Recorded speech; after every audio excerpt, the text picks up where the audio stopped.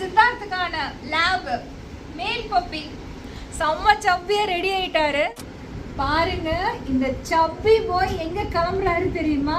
புதுக்கோட்டையிலேருந்து நம்ம ஃபாலோவர் ஒருத்தர் பார்த்தீங்கன்னா சபரின்ற பிரதர் வந்து நமக்கு கால் பண்ணியிருந்தாரு. இந்த மாதிரி அவரோட குழந்தைக்கு வந்து அவங்க குழந்தையோடவே ட்ராவல் பண்ணுறதுக்கு ஒரு பெட் வேணும் அப்படின்னு சொல்லிட்டு, அந்த குழந்தையோட நேம் சித்தார்த்து.